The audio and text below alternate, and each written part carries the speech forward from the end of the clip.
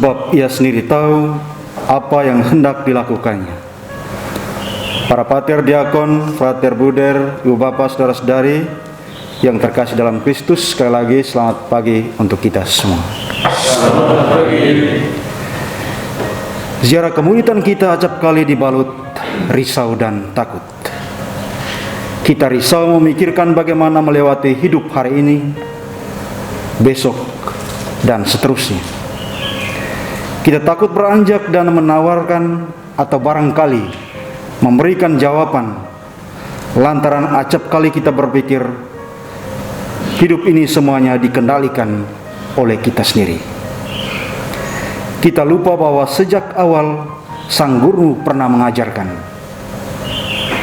siapakah di antara kamu yang karena kekhawatirannya dapat menambahkan sehasta pada jalan hidupnya? Bukankah kita jauh melebihi burung-burung di udara yang tidak menabur dan tidak menuai, serta tidak mempunyai gudang atau lumbung, tetapi toh diperhatikan dan diberi makan oleh Allah. Meski demikian, di ujung garansi dan peneguhan sang guru ini, kita masih saja tetap tinggal pada titik nadir kesangsian manusiawi kita. Roti seharga 200 dinar tidak akan cukup untuk mereka ini, sekalipun masing-masing mendapat sepotong kecil saja. Atau seperti dalam kata pelayan Nabi Elisa dalam narasi dua raja-raja tadi, bagaimanakah aku dapat menghidangkannya di depan 100 orang hanya dengan 20 ketul roti jelai yang ada? Di bawah terang sabdalah yang menyuluh tapak kemuridan kita hari ini, saya ingin membagikan 3 bingkisan vitamin spiritual untuk meningkatkan imunitas tubuh dan jiwa, menekuni petualangan panjang kemuridan kita di hari-hari pembatasan ruang dan aktivitas relasi antar sesama ini. Yang pertama, berbagi mulai dengan membongkar kekhawatiran. Berikanlah kepada orang-orang itu supaya mereka makan. Kisah Nabi Elisa yang menggandakan 20 ketul roti jelai di hadapan 100 orang menghantar kita semua untuk tiba pada pengalaman akan Yahweh yang selalu memenuhi harapan dan kerinduan hidup umatnya. Bahwa Yahweh adalah Allah yang selalu memenuhi kebutuhan hidup umatnya, bahkan dalam kesulitan dan kemustahilan dalam pandangan manusia saat itu. Kata-kata Elisa, berikanlah roti itu kepada orang-orang ini supaya mereka makan, menyiratkan jaminan dan dari tindakan Yahweh yang selalu menyediakan. Kecuali itu, sang nabi juga ingin mengajarkan bahwa hospitalitas dan berbagi yang sejati harus dimulai dengan membongkar kekhawatiran. Kita baru bisa berbagi kalau kita sudah keluar dari rasa khawatir.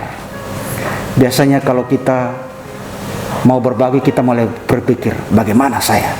Bagaimana dengan kami? Apakah ini cukup? Bagaimana kalau berbagi dengan orang lain? Kalau kita tetap tinggal dalam kekhawatiran dan kecemasan, kita tidak akan mampu berbagi. Semakin kita khawatir, semakin kita kurang mampu berbagi. Yang kedua, membiarkan diri dituntun dalam arul narasi sang guru, sebab ia sendiri tahu apa yang hendak dilakukannya. Rasa khawatir, risau dan galau, takut atau apapun kita menamakannya akan segera teratasi jika kita membiarkan diri kita dituntun dalam alur narasi sang guru. Kisah Yesus memberi makan 5.000 orang sebagaimana diceritakan penginjil Yohanes di awal dialog panjang dan pernyataan diri Yesus sebagai roti hidup yang selalu memenuhi harapan dan kerinduan hidup manusia. Melalui tanda pergandaan roti ini, Yesus pelan-pelan menyatakan diri sebagai Allah yang menemani dan menyertai sejarah hidup manusia. Allah yang selalu memenuhi kebutuhan hidup manusia, bahkan dalam situasi kalut dan sesulit apapun, Allah selalu memiliki cara dan jalan. Kita tahu ini kisah roti hidup ini adalah kisah yang panjang, dia wejangan yang panjang.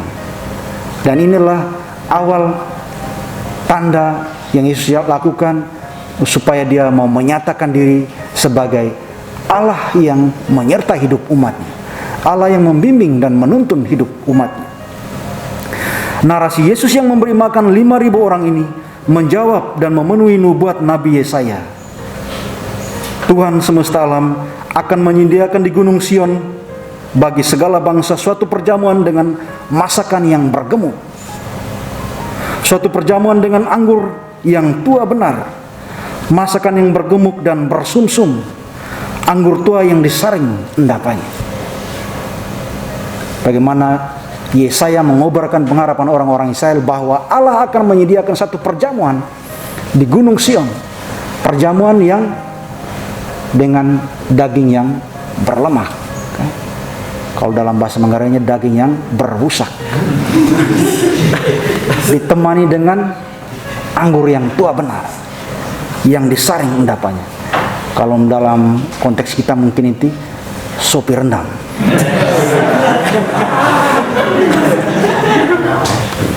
Sopi rendang.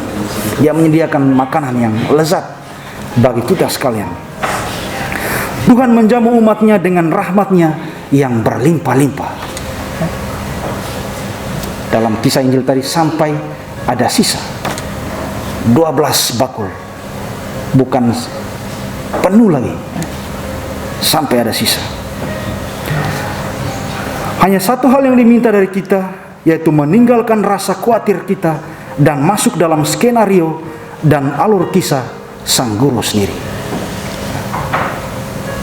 Dan yang ketiga, mengagumi dia yang menyatakan diri. Dia ini benar-benar nabi yang akan datang ke dalam dunia. Saat kita masuk dalam skenario dan alur kisah sang guru, pesona batin kita akan semakin terasa, hingga mudah jatuh dalam rasa kagum dan terpesona. Dan inilah muatan dasar untuk lahirnya pengalaman iman. Dengan kata lain, pengalaman iman yang otentik dan sejati selalu lahir dan dimulai dari rasa kagum. Bandingkan pengalaman teofani yang dialami oleh Musa. Ketika dia melihat api tetapi tidak terbakar, dia kagum dah. Bagaimana bisa terjadi itu? Bisakah saya ke sana? Supaya melahirkan pengalaman iman yang dalam. Jadi pengalaman iman itu tidak lahir dari pengalaman yang netral, tidak. Jadi pengalaman iman itu lahir dari pengalaman kekaguman. Kalau kita netral dan biasa-biasa saja, tidak akan lahir pengalaman iman. Tapi pengalaman iman itu lahir dari apa? Keterpesonaan, keterpikatan. Keterpikatan yang membuat kita jatuh dalam pengalaman dia ini memang benar-benar nabi yang akan datang. Kalau orang-orang banyak tadi hanya melihat biasa-biasa saja, mereka tidak masuk dalam pengalaman. Biar Yesus buat banyak mujizat tambah lagi di situ, kalau dia netral saja perasaannya, tidak ada ini. Pengalaman iman itu lahir dari satu perasaan kagum, terpesona. Orang-orang dalam kisah Injil tadi pelan-pelan menyeberang dari pengalaman melihat Yesus yang menggandakan 5 roti dan 2 ekor ikan kepada pengakuan dia ini benar-benar nabi yang akan datang. Jadi mereka tidak hanya melihat Yesus yang menggandakan 5 roti dan 2 ekor ikan, tapi di belakang itu mereka katakan ini benar-benar nabi yang akan datang. Kekaguman pada titik tertentu menggerakkan kita untuk menyeberang, menemukan makna-makna baru yang terunut dalam sebuah kisah perjumpaan. Saudara-saudari yang terkasih, di tengah himpitan kecemasan dan kesulitan akibat virus corona ini, kita tetap dipanggil untuk terus meneruskan ziarah kemuridan kita, untuk tetap berbagi dengan membongkar kekhawatiran kita, dari mana dan bagaimana harus memulainya, sambil terus membiarkan diri dituntun dalam alur kisah sang guru, sebab ia sendiri tahu apa yang hendak dilakukannya. Di ujung pengalaman itu, kita akhirnya pasrah kagum bahwa Allah kita adalah Allah yang menyertai kisah dan sejarah hidup umatnya. Allah yang mengasihi umatnya secara berlimpah-limpah. Semoga rahmat Tuhan membantu kita sekalian. Amin.